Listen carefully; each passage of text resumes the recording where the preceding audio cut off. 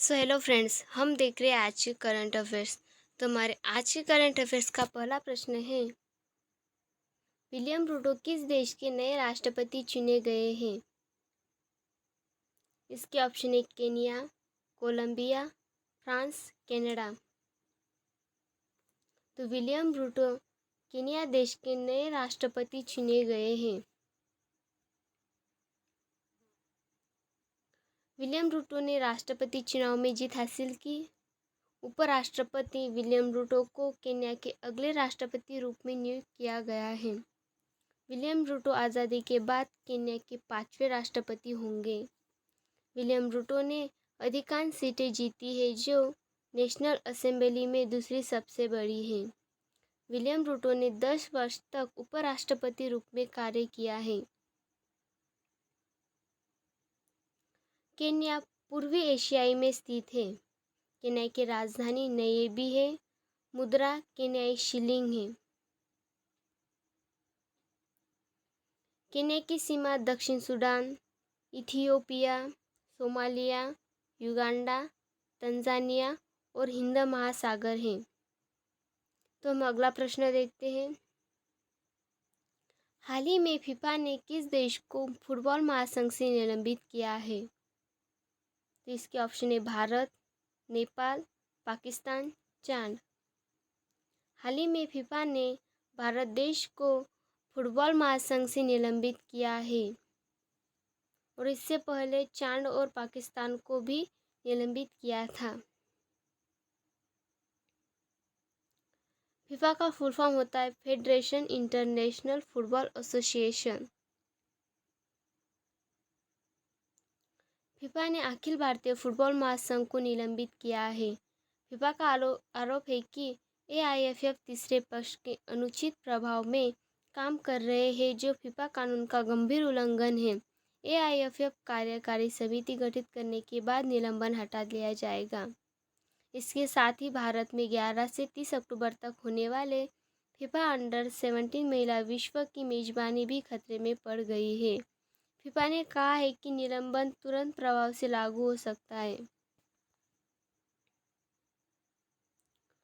और फीफा ने यह भी कहा है कि इसके मायने है कि अंडर-17 महिला विश्व के पूर्व निर्धारित कार्यक्रम के अनुसार भारत में भी हो सकता है। हम टूर्नामेंट आयोग पर चर्चा कर रहे हैं और ब्यूरो ऑफ काउंसिल को यह मामला सौंपा जाएगा। साथ ही फीफा भारत के खेल मंत्रालय से लगातार संपर्क में है और सकारात्मक नतीजे में पहुंचने की उम्मीद कर रहे हैं।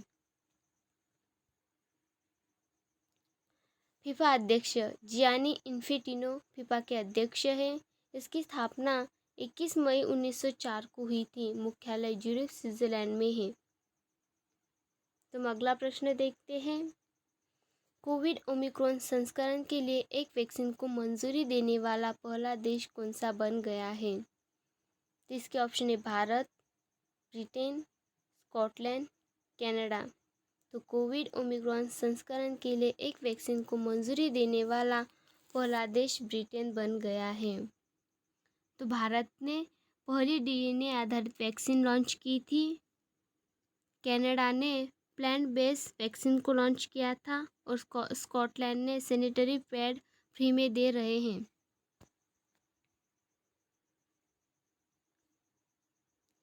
यूके ओमिक्रॉन संस्करण की इलाज के कोविड-19 वैक्सीन को अधिकृत करने वाला पहला देश बन गया है। ब्रिटिश स्वास्थ्य अधिकारियों ने कहा है कि ब्रिटेन एक भी द्विसंयोजक मॉडर्न कोविड बूस्टर टीकाकरण को मंजूरी देने वाला पहला देश बन गया है। इसके साथ ही ब्रिटेन ऐसा देश बन गया है इसी प्रकार के टीके को मंजूरी दी गई है।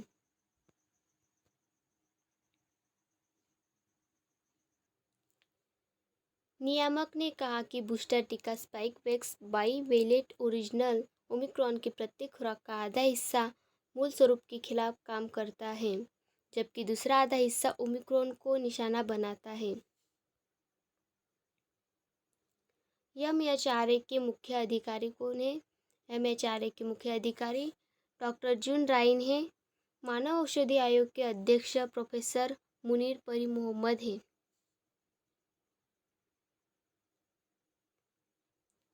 किस राज्य ने मुख्यमंत्री अनुप्रति कोचिंग योजना की शुरुआत की है? इसके ऑप्शन है राजस्थान, कर्नाटक, मध्य प्रदेश, उत्तर प्रदेश। राजस्थान राज्य ने मुख्यमंत्री अनुप्रति कोचिंग योजना की शुरुआत की है। कर्नाटक ने पुण्यकोटि दत्ती योजना की शुरुआत की थी। मध्य प्रदेश ने मुख्यमंत्री बाल आयोग योजना शुरू की और उत्तर प्रदेश ने पंचामृत योजना शुरू की। राजस्थान सरकार ने 2021-22 मुख्यमंत्री अनुप्रति कोचिंग योजना को शुरू किया है। इस योजना के तहत ऐसे छात्रों को प्रतिष्ठित कोचिंग संस्थानों को मुफ्त कोचिंग प्रदान की जाएगी। चालू वित्त वर्ष के लिए सरकार ने 17.15 करोड़ रुपए आवंटित किए गए हैं और इस योजना के तहत सीटों की संख्या बढ़ाकर 15,000 कर दी गई है। इसमें अनुसूचित जनजाति, अनुसूचित जाति, अन्य पिछड़े वर्ग, अल्पसंख्यक, आर्थिक रूप से पिछड़े वर्ग और विशेष रूप से विकलांग छात्रों को भी शामिल किया गया है। इसकी राजधानी जयपुर है। मुख्यमंत्री अशोक गहलोत है। पर्यटन स्थल हवा महल, माउंट अबू, आमेर का किला, सालासर धाम, कोयालत। राज्यपाल कलराज मिश्रा है।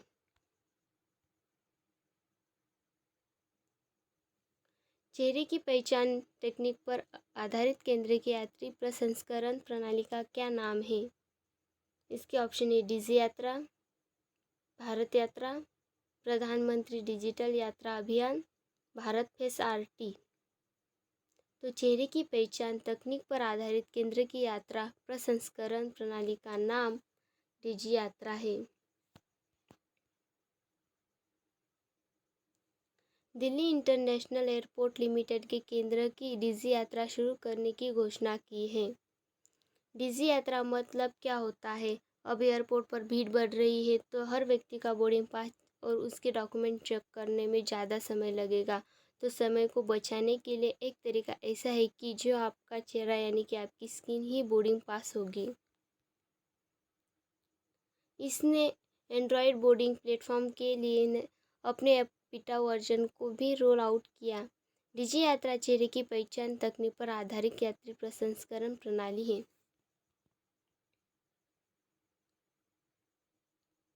राष्ट्रीय बौद्धिक संपदा जागरूकता मिशन 10 लाख छात्रों को बौद्धिक संपदा जागरूकता और बुनियादी प्रशिक्षण देने का लक्ष्य हासिल कर लिया है। यह मिशन कब हुआ था? इसके ऑप्शन है 2018, 2016, 2014, 2021। तो राष्ट्रीय बौद्धिक संपदा जागरूकता मिशन ने 10 लाख छात्रों को बौद्धिक संपदा जागरूकता और बुनियादी प्रशिक्षण देने का लक्ष्य हासिल कर लिया है 2021 में।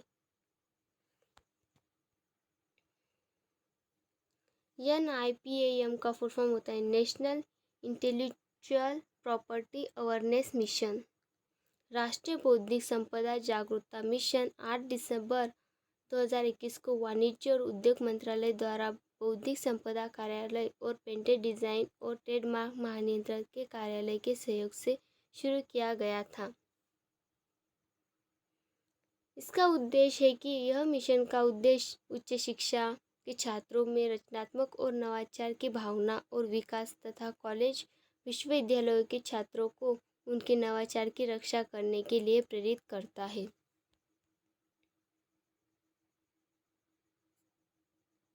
स्थानीय आबादी के बीच आत्मा सुरक्षा की भावना सुनिश्चित करने के लिए ग्राम रक्षा गार्ड योजना को किस राज्य केंद्र शासित प्रदेश ने शुरू किया है? इसके ऑप्शन है जम्मू कश्मीर, उत्तर प्रदेश, नागालैंड, पश्चिम बंगाल। तो स्थानीय आबादी के बीच आत्मा सुरक्षा की भावना सुनिश्चित करने के लिए ग्राम रक्षा गार्ड की योजना जम्मू कश्मीर राज्य केंद्र शासित प्रदेश ने शुरू की है।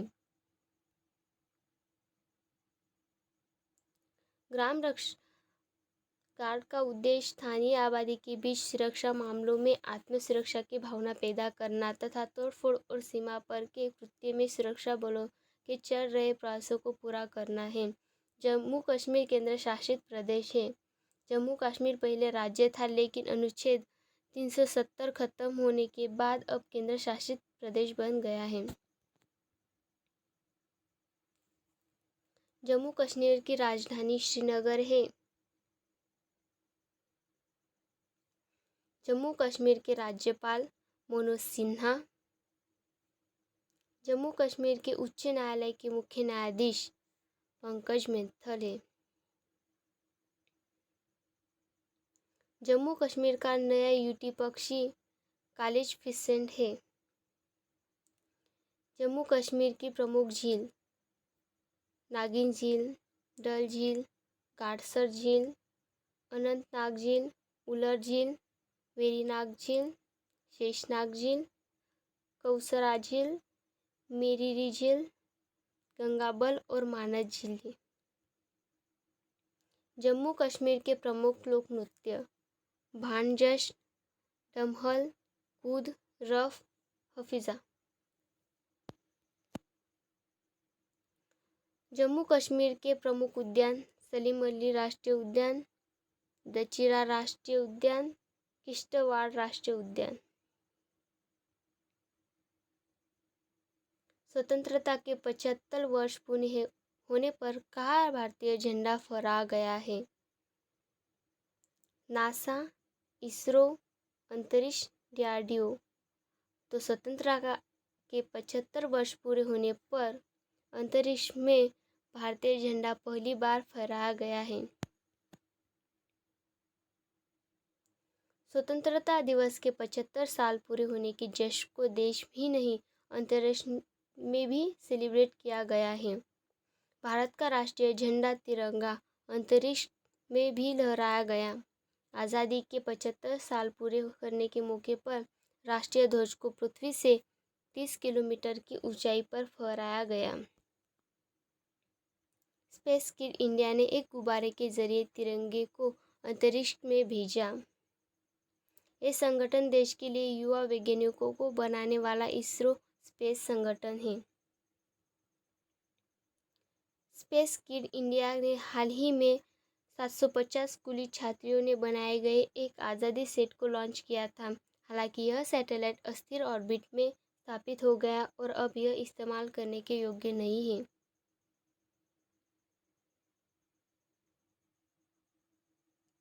केंद्रीय सतर्कता आयुक्त कौन बने हैं? इसके ऑप्शन है राहुल भाटिया, सत्येंद्र भारद्वाज, सुरेंद्र एन पटेल, अजय सिंगला। तो केंद्रीय सतर्कता आयुक्त सुरेंद्र एन पटेल बने हैं। CVC सेंटर विजिलेंस कमीशन है।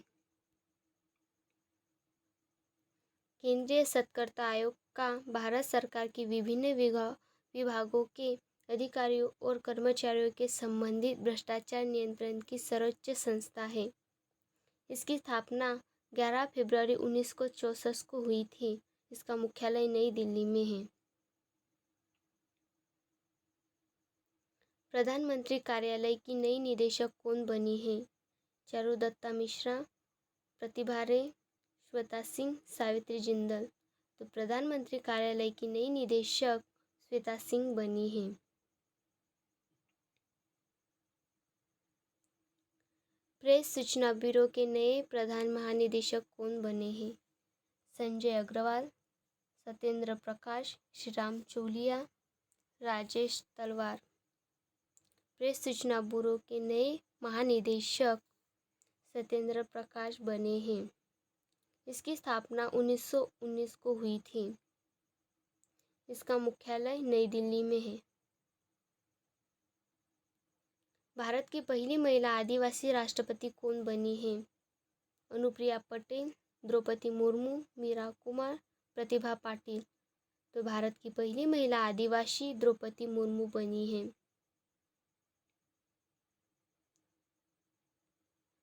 खादी और ग्रामोद्योग आयोग के नए अध्यक्ष कौन बने हैं? अरुण कुमार सिंह, अरविंद कुमार, मनोज कुमार, पुरुषोत्तम रूपाला। तो खादी और ग्रामोद्योग आयोग के नए अध्यक्ष मनोज कुमार बने हैं। CVIC khadi and village industry commission. इसकी स्थापना 1956 को हुई है। मुख्यालय मुंबई है। भारत के नए मुख्य आयुक्त कौन बने हैं? ओम प्रकाश, सुनील अरोड़ा, राजीव कुमार, नवीन चावला। भारत के नए मुख्य आयुक्त राजीव कुमार बने हैं। राजीव कुमार भारत के 25वें मुख्य चुनाव आयुक्त बने हैं। ECI, election commission of India, इसकी स्थापना 25 जनवरी 1950 को हुई थी। 25 जनवरी को राष्ट्रीय मतदाता दिवस भी मनाया जाता है। इसका मुख्यालय नई दिल्ली। भारतीय कृषि अनुसंधान परिषद के नए महानिदेशक कौन बने हैं? विवेक जौहरी, पंकज कुमार, हिमांशु पाठक, विनीत रमन। तो भारतीय कृषि अनुसंधान परिषद के नए महानिदेशक राजीव कुमार बने हैं। हिमांशु पाठक बने हैं। ACAR, Indian council of agriculture research, इसकी स्थापना 15 जुलाई 1929 को हुई थी। 1929 को हुई थी। 1929 को हुई थी। इसका मुख्यालय नई दिल्ली में है।